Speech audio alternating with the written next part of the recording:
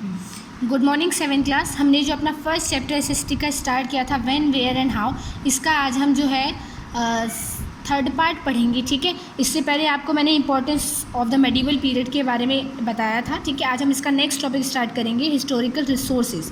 जो historical resources कौन कौन से हैं जिसके थ्रू जो हमें पास्ट के बारे में पता चलता है। ठीक है, इन चीज़ों के बारे में पढ़ेंगे।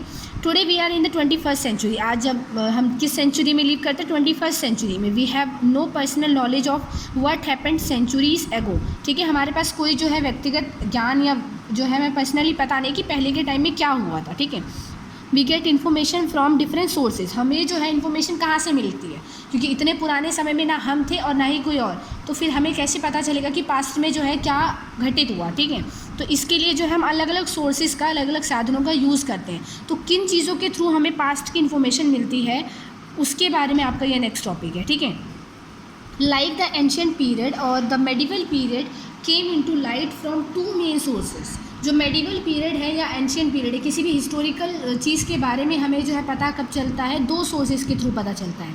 एक तो आर्कियोलॉजिकल सोर्स और दूसरा literary source. As compare to the ancient period, a clearer picture of the medieval period is possible since more sources of information about the medieval period survived and were available for study। इन दो sources के through जो है हमें past के बारे में पता चलता है। ये दो सोर्सेज हैं क्या, ये नीचे टेबल में आपको एक्सप्लेन किया हुआ है। अब मैं आपको यहाँ से समझाती हूँ।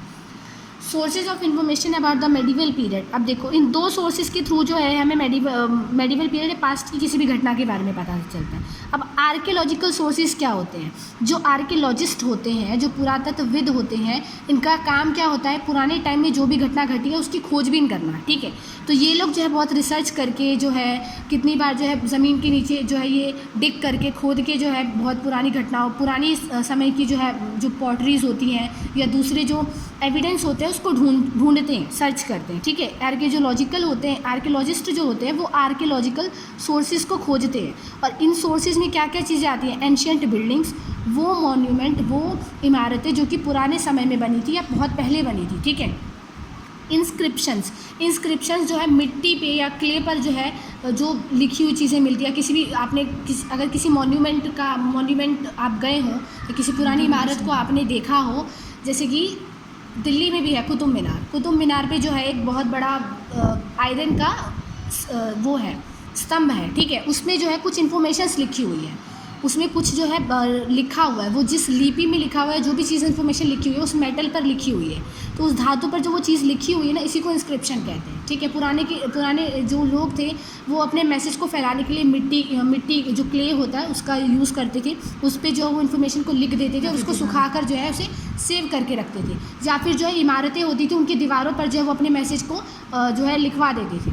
तो वो चीज़ें अभी तक हमारे पास सेव रखी हुई हैं, तो वो ही चीज़ें जो है इंस्क्रिप्शंस, अभिलेख जो है हमें मिलते हैं। ठीक है, दूसरा कॉइन्स। कितनी बार जो है खुदाइयों के दौरान जो है बहुत सारे कॉइन्स या पॉटरीज वगैरह हमें मिलती है जो कि राजाओं ने बहुत पुराने समय में बनवाई थी। गोल्ड कॉइन्स होती हैं, उसमें सिल्वर कॉइन्स भी होती हैं, कितनी मेटल्स की कॉइन्स होती हैं, कॉपर कॉइन्स भी मिलते हैं। तो ये सब आर्कियोलॉजिकल सोर्सेज कहलाते हैं। क्यों? क्योंकि ये जो आर्कियोलॉजिस्ट होते हैं ये बहुत खोजबीन करने के बाद, सर्च करने के बाद इन्हें ढूंढते हैं। ठीक है, इसके बाद जो नेक्स्ट आता है हमारा वो क्या है, लिटरेरी सोर्सेज। अब इसमें क्या क्या आता है, इसमें हमें जो भी सोर्स है या जो भी साधन है वो रिटर्न में हमें मिलता है, लिखा हुआ। ठीक है, जैसे ऑटोबायोग्राफीज़, कितने जो राजा महाराजा होते थे वो अपनी जो है आत्मकथा जो है लिखते थे। ठीक है, तो वो बायोग्राफीज़ हमें मिलती हैं।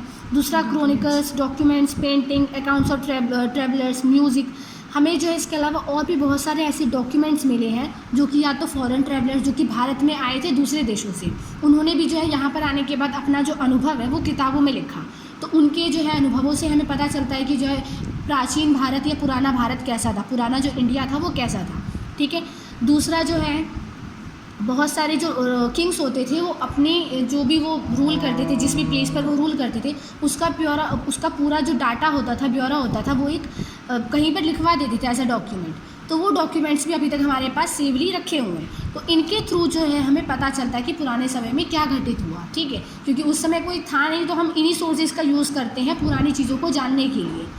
ठीक है, ये दो सोर्सेज आपको पता चल गया, इनके बीच में डिफरेंस भी पता चल गया। अब देखिए नीचे एक एक्टिविटी दी हुई है जो कि आपका होमवर्क है, इसके बारे में आपसे ऑनलाइन क्लास में पूछा जाएगा। ठीक है, ये आपको खुद से करना है। Divide the following into archaeological and literary sources. यहाँ पे ना कुछ चीज़ें या मॉन्यूमेंट के नाम भी दिए हुए हैं और बुक के नाम भी दिए हुए हैं। अब आपको ये आइडेंटिफाई करना है, ये ढूंढना है कि इसमें से कौन से जो है वो आर्कियोलॉजिकल सोर्सेज में आते हैं और कौन से लिटरेरी सोर्सेज में आते हैं, ठीक है, कौन सी बुक्स वगैरह हैं या कौन से मॉन्यूमेंट्स से इमारतें हैं। तो ये वाली जो एक्टिविटी है ये तो हो गया आपका होमवर्क, ठीक है। ये जो है आपको करना है, इसके बारे में ऑनलाइन क्लास में पूछा जाएगा और जितना मैंने पढ़ा है इसको आपको दोबारा से पढ़ना है।